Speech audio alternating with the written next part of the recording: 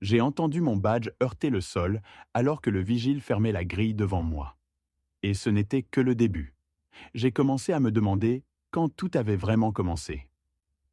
Pas le jour où j'ai signé mon premier contrat, ni la nuit glaciale où je suis resté seul dans la salle des serveurs, empêchant une panne majeure pendant que tout le monde buvait du champagne à la soirée de Noël. Non, tout a commencé 4 jours avant ma retraite.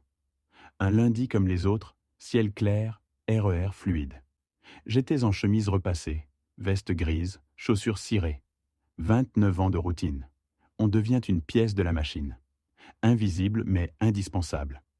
À 7h42, j'ai reçu un mail. Objet. Entretien RH. Urgent.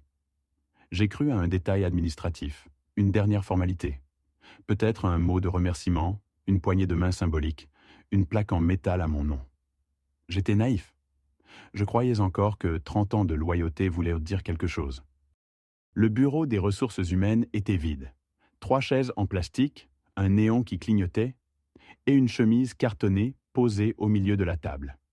Anne, la nouvelle DRH, à peine 30 ans, me fit signe de m'asseoir. Elle ne me regarda pas dans les yeux. Monsieur Léonard, je suis navré. En raison d'un recentrage stratégique, votre poste est supprimé, avec effet immédiat. Je suis resté figé. Les mots n'arrivaient pas. Supprimé, comme un fichier, un objet.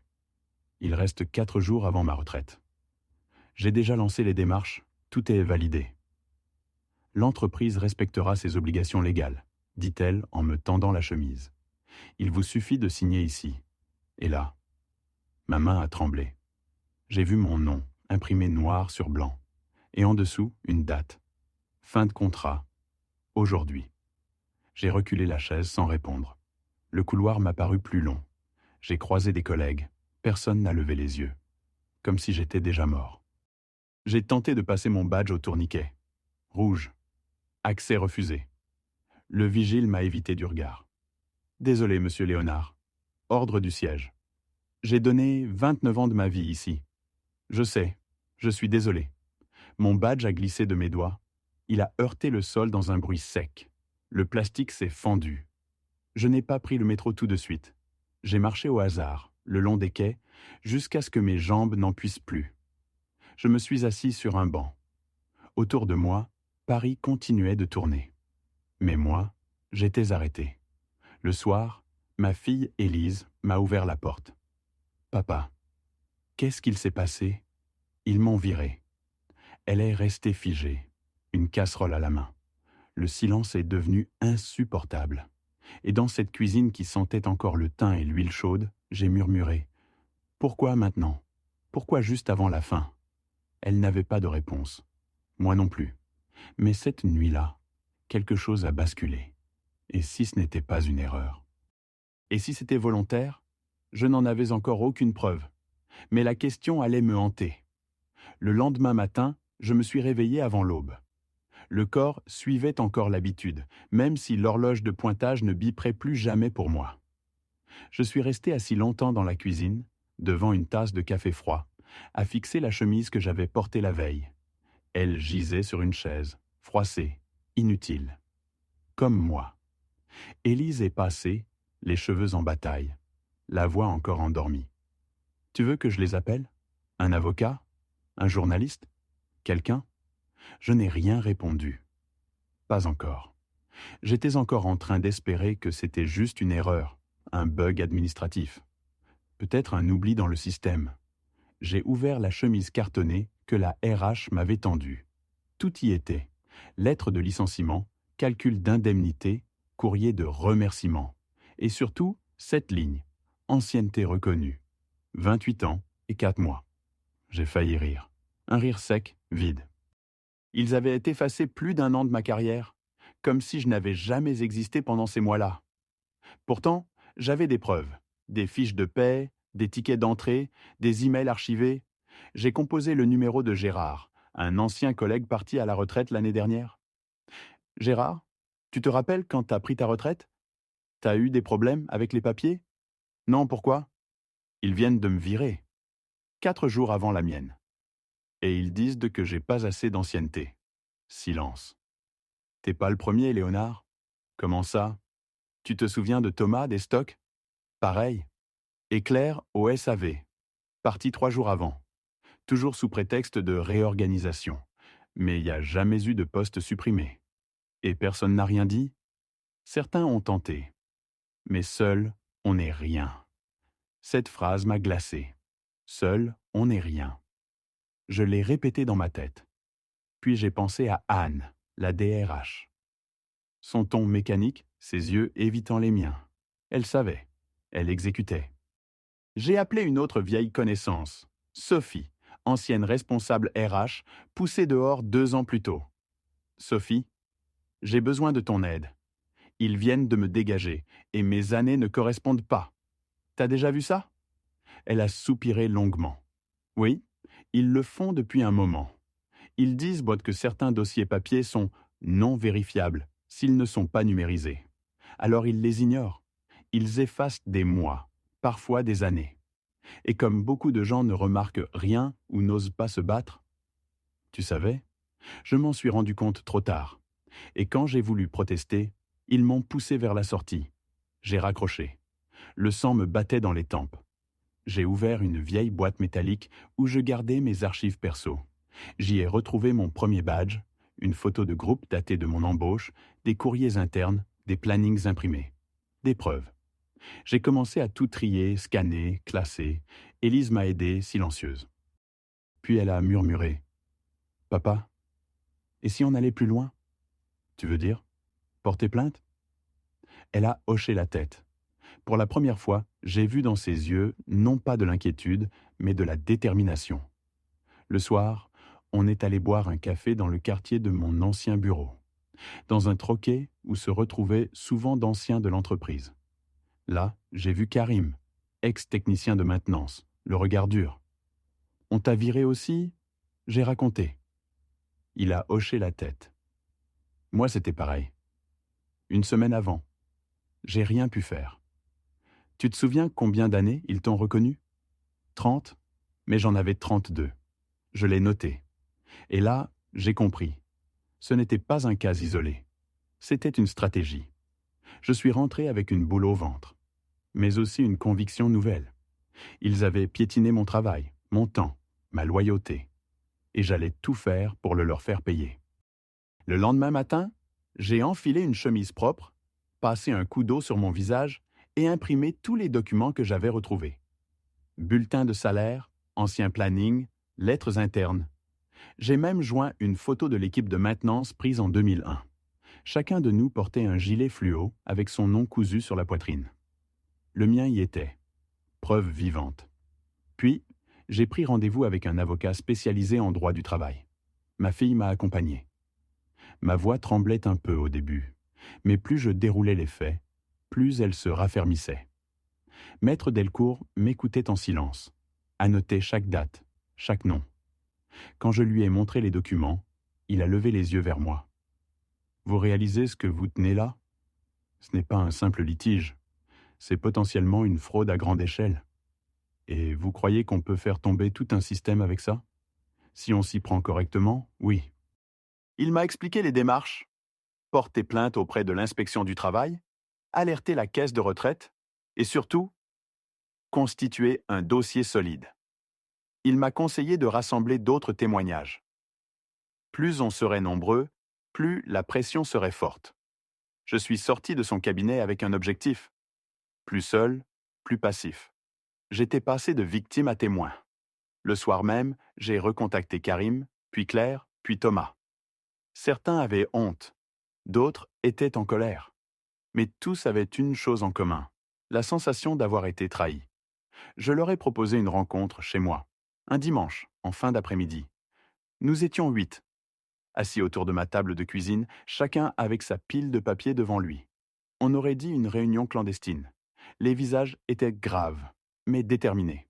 « Ils ont fait pareil avec moi, » dit Claire. Et je n'ai jamais osé parler. « Moi, ils ont effacé 2 ans, 2 années entières, » lança Thomas. Sophie, l'ancienne RH, était là aussi. Elle avait apporté un vieux disque dur contenant des archives internes. Elle le posa sur la table comme une arme. Là-dedans, vous trouverez des échanges de mails, des fiches d'évaluation, des tableaux de suivi, des preuves que certaines données ont été modifiées. Volontairement. Le silence fut total. On sentait que quelque chose basculait. Si c'est vrai, dit Claire, on peut peut-être faire éclater ça. Pas peut-être, répondis-je. On va le faire. Le lendemain, nous avons déposé une plainte collective à l'inspection du travail. Maître Delcourt s'est chargé de tout formuler juridiquement. Dans les jours suivants, nous avons contacté un journaliste spécialisé dans les scandales sociaux. Je ne vous garantis pas que ça fasse du bruit, dit-il. Mais je peux promettre que je creuserai. Pendant ce temps, Élise m'aidait à créer un dossier numérique complet. On y entrait chaque cas, chaque élément de preuve, chaque nom. Elle était silencieuse, concentrée. Puis un soir, elle m'a dit « Tu sais, papa, c'est peut-être la chose la plus importante que tu aies jamais faite. » Je n'ai rien répondu. Mais au fond de moi, je savais qu'elle avait raison.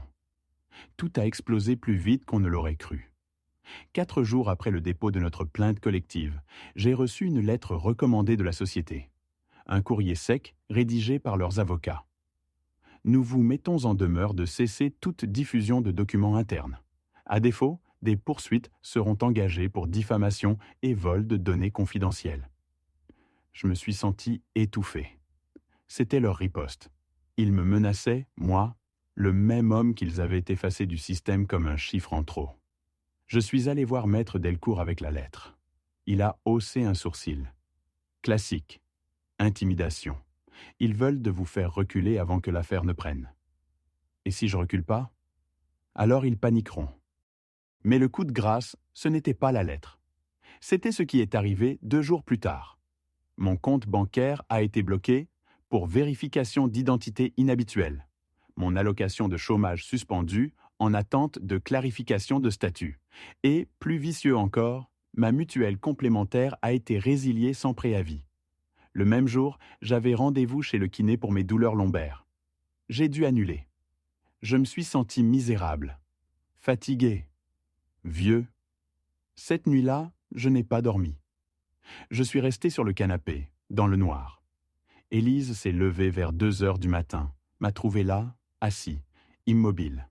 « Papa, ça va pas, hein ?» Je n'ai pas répondu. J'ai regardé mes mains. Des mains qui avaient câblé des kilomètres de réseau, réparé des dizaines de serveurs, tenu cette foutue boîte debout pendant presque 3 décennies. Et voilà où j'en étais. Bloqué, malade, menacé. Ils vont gagner, soufflai-je. Non, ils veulent que tu penses ça. C'est pas pareil. Ces mots m'ont frappé en plein ventre. Le lendemain, j'ai pensé à tout laisser tomber. Vraiment. Arrêter les démarches, rendre les documents, effacer les mails, disparaître. Mais quand j'ai ouvert mon ordinateur pour tout supprimer, une notification est apparue. Un message du journaliste. « On a quelque chose. Vous devriez voir ça. » J'ai cliqué. Un fichier audio. J'ai branché mes écouteurs. La voix d'Anne, la DRH, en réunion. Elle disait « Si on attend qu'ils atteignent la retraite, ça va nous coûter une fortune. Il vaut mieux agir en amont, avant qu'ils ne soient en position de force. » Une autre voix répondait « Légalement, on risque quoi ?» Et Anne, calme. « Pas grand-chose, ils n'iront jamais jusqu'au bout. » Je me suis redressé. Mon cœur battait fort. Il pensait que je n'irais pas jusqu'au bout. J'ai rappelé Maître Delcourt. Je lui ai envoyé l'audio. Il a écouté en silence, puis dit « C'est terminé, on les tient. » Le soir même, Élise m'a tendu une planche en bois clair. On pourrait reprendre l'étagère, tu sais, celle qu'on voulait faire pour mes livres. J'ai souri pour la première fois depuis longtemps. Oui, on pourrait. Je n'étais plus juste un ancien salarié licencié. J'étais devenu leur erreur. Tout s'est accéléré. Le journaliste a publié un article en une d'un grand quotidien économique. Des employés licenciés juste avant la retraite, une stratégie assumée. Mon nom était là, flouté mais cité comme témoin principal. L'audio de la DRH a été transcrit en intégralité. L'affaire ne pouvait plus être étouffée. 2 jours plus tard, une enquête a été ouverte par l'Inspection générale du travail. Le procureur de la République a été saisi et la caisse de retraite complémentaire a suspendu toute collaboration avec l'entreprise. Les chaînes d'infos ont repris le sujet. Sur les plateaux, les experts débattaient. Certains parlaient de pratiques immorales mais légales. D'autres disaient « Si les faits sont avérés, c'est du sabotage de droits sociaux ». Moi, je restais en retrait. Je bricolais. La planche d'Élise était devenue une étagère en chêne brute. Je vissais, ponçais, mes mains retrouvèrent leur calme. Mais chaque soir, je recevais des appels, des mails, des messages de gens que je ne connaissais pas. « Bonjour monsieur, mon père a vécu la même chose que vous. Il n'a jamais osé parler. Merci d'avoir tenu bon. On vous suit. On est avec vous. » J'ai commencé à noter tous les cas. Un tableau Excel. Chaque ligne, un prénom. Une vie entamée, coupée nette. Pendant ce temps, l'entreprise contre-attaquait. Un communiqué officiel. Nous réfutons fermement les accusations portées à notre encontre. Les départs anticipés résultent exclusivement de besoins structurels. Mais les preuves étaient là. Le journaliste en avait d'autres. Un ancien comptable de l'entreprise avait pris contact avec lui. Il possédait des relevés internes montrant les économies projetées en éviction senior. Nous étions passés d'une plainte isolée à une faille dans un système. Un vice parfaitement huilé, froid, optimisé. Puis, une convocation. Le Sénat organisait une audition publique sur la question des licenciements stratégiques en fin de carrière. J'ai été invité à témoigner. Je me suis rendu à Paris, accompagné d'Élise. Elle m'a acheté une cravate neuve. J'ai mis ma plus belle chemise. Pas pour paraître important, mais pour qu'ils voient ce qu'ils avaient tenté d'effacer. Dans la salle, des visages attentifs. Caméra, microphone, silence dense. « Monsieur Léonard, depuis combien d'années travaillez-vous dans votre entreprise ?»« 29 ans et 11 mois. »« Et que s'est-il passé à 4 jours de votre retraite ?»« J'ai été licencié. Mon temps de service a été amputé de 16 mois. Mon dossier falsifié. Mon accès bloqué. Mon badge jeté. » Une sénatrice a murmuré « C'est un vol. » J'ai continué. Raconté les collègues, les fichiers effacés, les lettres de menaces. Et le moment où, au bord de tout abandonner, j'ai reçu cette preuve. L'audio, la vérité nue. « Pourquoi avez-vous décidé de vous battre ?» a demandé un député. J'ai regardé Élise. Elle hochait la tête, les yeux humides. Parce qu'un jour, ma fille m'a dit que c'était peut-être la chose la plus importante que j'avais jamais faite. Silence. Long. Respectueux. Je n'étais pas un héros, ni une victime. J'étais devenu une fissure, une voie qu'ils n'avaient pas réussi à éteindre. Et cette voie, désormais, n'était plus seule. Ils avaient construit une forteresse. Des avocats en costume, des discours calibrés, des silences millimétrés. Chaque apparition publique de l'entreprise ressemblait à une opération militaire. Langage lisse, éléments de langage, déni poli. Ils disaient coopérer pleinement. Ils disaient que chaque décision avait été durement réfléchie dans un contexte de transition. Mais derrière leur vitrine de verre, la pression montait. Un matin, Maître Delcourt m'appela. « On a du nouveau. Le parquet ouvre une enquête pénale. Travail dissimulé, falsification de documents, abus de faiblesse. Et on a un juge d'instruction motivé. » Je n'ai rien répondu tout de suite. Mon souffle était court. J'étais dans l'atelier, en train de fixer une planche. Mes doigts ont serré la visseuse comme un symbole. « Et maintenant ?» demandai-je. « Maintenant, on construit le dossier final. Il faut tout verrouiller. Et on va devoir retourner sur place. Retourner. Là-bas. » Je n'y avais pas mis les pieds depuis le jour du licenciement. Mais j'ai accepté. Accompagné de l'huissier, du journaliste et de Sophie, l'ex-RH. Nous sommes arrivés devant les grilles. L'accueil était glacial. On nous a laissé entrer, contraints par la justice, les regards fuyants. Personne ne parlait, mais dans les couloirs, je sentais leur peur. Pas la peur de moi, la peur d'eux-mêmes. Dans une salle d'archives, Sophie a pointé une étagère. Là, dossier papier non numérisé. Ils prétendaient qu'ils avaient disparu. L'huissier a vérifié. Les noms y étaient, les miens, ceux des autres, des traces indélébiles. Je suis resté en retrait.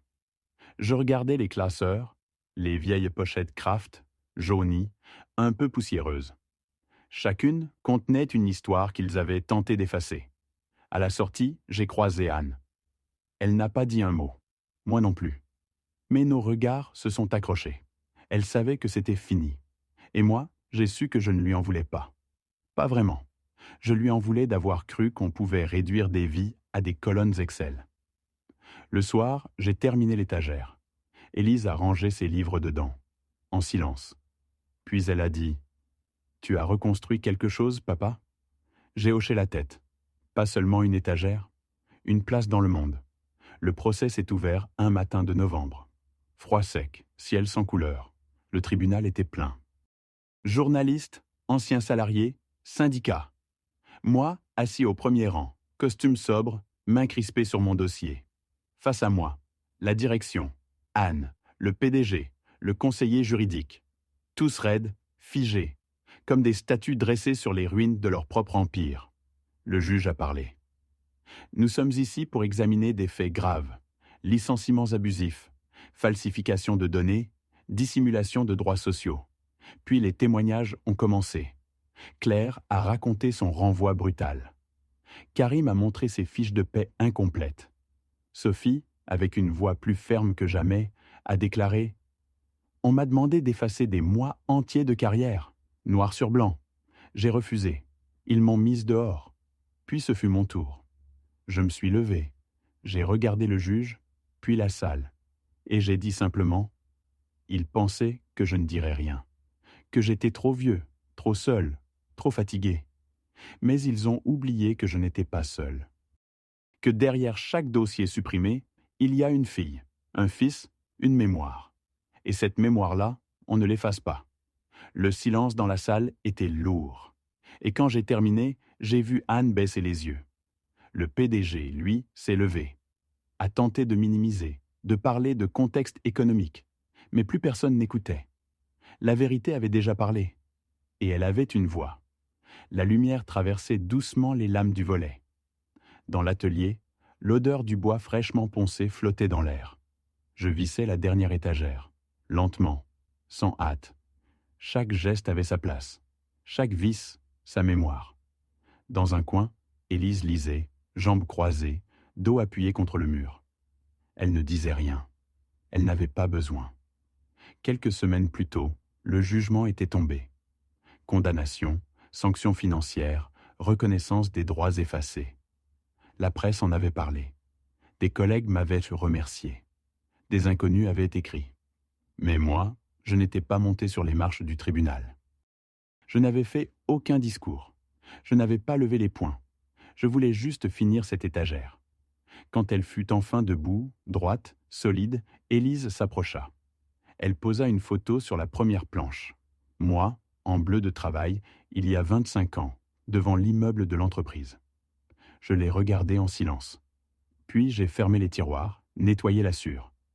Quelqu'un a frappé à la porte. Je n'ai pas bougé.